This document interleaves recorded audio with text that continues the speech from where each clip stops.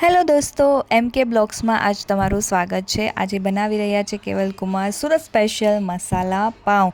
તેના માટે તેમને બટેટાની પેસ્ટ બનાવવા માટે બટેટા બાફવા તેઓ રાખી રહ્યા છે। એમાં સ્વાદ અનુસાર મીઠું નાખી તેમને ગેસે ચડાવી દીધા। તેના પછી તેઓ તેમાં પાઉં સ્પેશિયલ જરૂર છે। તેમાં નાના મોટા તમે દાબેલીના કે વડાપાઉં કોઈ બી પાઉં લઈ શકો છો, જરૂરી નથી।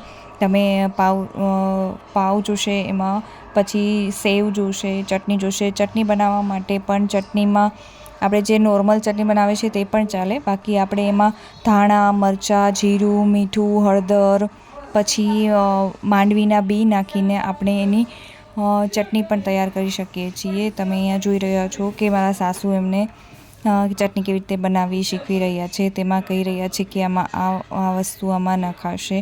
તમે તેને ખાંડીને પણ કરી શકો છો। ખાંડીને કરશો તો થોડીક જાડી ચટણી રહી જશે, એટલે આપણે મિક્સરમાં પી લઈશું। મિક્સરમાં તરત એની પેસ્ટ બહુ મસ્ત બની જશે। એટલે તમે તો જોઈ શકો છો કે આપણે ડાયરેક્ટ મિક્સરમાં જઈને થોડુંક પાણી નાખશું, તેથી મસ્ત પેસ્ટ બની જાય। તેઓ મિક્સરમાં પી લી પછી આપણે એને બધી રીતે બાઉલમાં કાઢી એમાં થોડુંક અમથું લીંબુ નાખશું, પ્લસમાં આપણે સેવ પણ ચીની અથવા જાડી બંને ચાલશે તે પણ લઈ આવશું।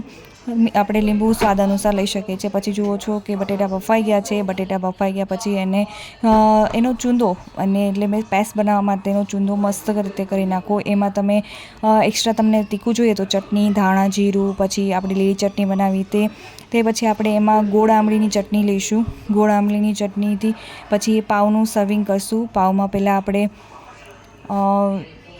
પેસ્ટ નાખી રહ્યા છીએ, પછી એમાં ગોળ આમલીની ચટણી, પછી આપણે એમાં ડુંગળી ને પછી એમાં નાખશું આપણે સેવ। તમે જોઈ શકો છો કેવી રીતે પાછું હમણાં તમે નાખ્યું છે ગોળ આમલીનું, અને જોઈ રહ્યો છો કેટલું મસ્ત બની ગયું છે અને સ્વાદમાં પણ યમી છે। પહેલીવાર અમારા કેવલ કુમારે મસ્ત મસાલા પાઉં બનાવ્યો છે, મને તો બહુ ભાવે। તમે પણ ઘરે ટ્રાય કરો, અને તમે નોર્મલી પણ આ બનાવી શકો છો ઘરે। ગમે ત્યારે તમને એવું લાગે કે નહીં આજ યમી કંઈક ઇઝીલી બનાવવું છે તો તમે બનાવી શકો છો। તો તમે એકવાર આ જરૂર ટ્રાય કરજો। એટલે હવે મળીશું આપણે આપણા નેક્સ્ટ બ્લોગમાં। ત્યાં સુધી અમારી આ ચેનલને જોતા રહો, લાઈક કરો, શેર કરો એન્ડ સબસ્ક્રાઈબ કરો। Thank you so much, by.